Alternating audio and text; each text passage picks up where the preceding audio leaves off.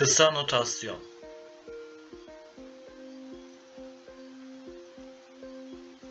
Oyunlarını yazmak çalışma gerektirir. Bunun için bir üstünlüğü oyunlarınızı eğitmeninizin yeniden oyunlarınızı oynayabilmesidir. Neyi doğru, neyi yanlış yaptığınızı görebilir, olasılıkla uzun notasyonu kullanırsınız. Doğaldır ki kısa notasyon da vardır.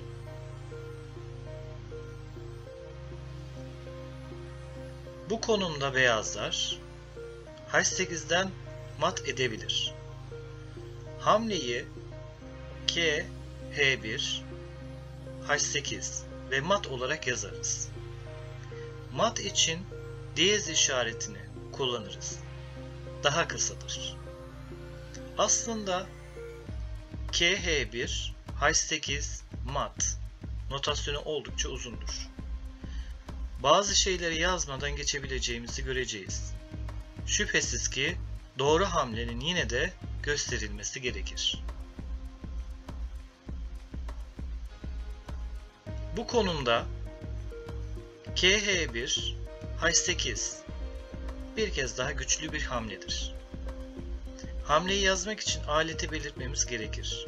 Böylece K yazarız. H1 gerekli midir? Aslında değildir. Çünkü başka bir kale H8'e gidemez. H1 ifadesinden vazgeçip yalnızca K, H8 yazabiliriz. Böylece hamleyi kısa notasyonla yazmış oluruz.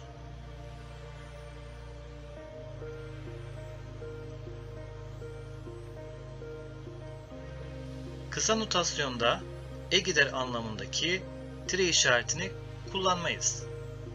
Taş alma için X işareti de gerekli değildir.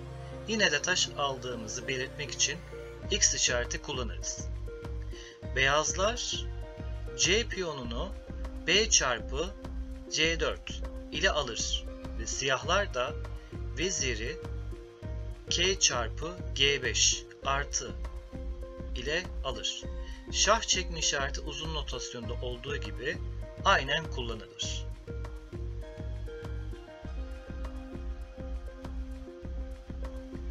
Bu diyagramda ilk yataydaki kaleler ve E hattındaki atlar için aletin ilk harfi ve gittiği kareyi yazmak yeterli değildir.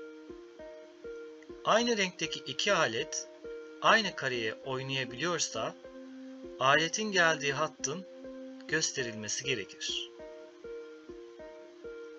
Birinci yataydaki kalelerin D1 karesine ilerlediğini görebiliriz. Ancak hangi kalenin gittiğini belirtmek için bulunduğu karenin ismini vermeniz gerekecektir.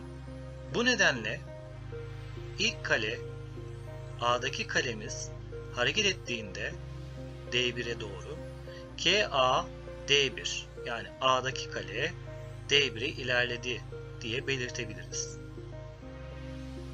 H'deki kalemiz ilerlerse KH D1 olarak yazmamız gerekecektir. Aynı durum siyah atlar için de geçerlidir. E5 karesine her iki atın da gidebildiği görünür. Ama hangi atın ilerlediğini belirtmemiz gerekecektir. G'deki atımız E5 karesine ilerlediğinde AG E5 olarak yazmamız gerekecektir. C'deki atımız ilerlerse AC E5 olarak belirtmemiz gerekecektir.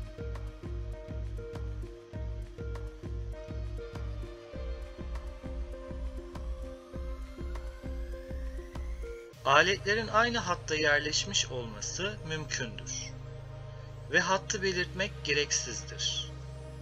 Bu durumda yatayın numarasını kullanırız.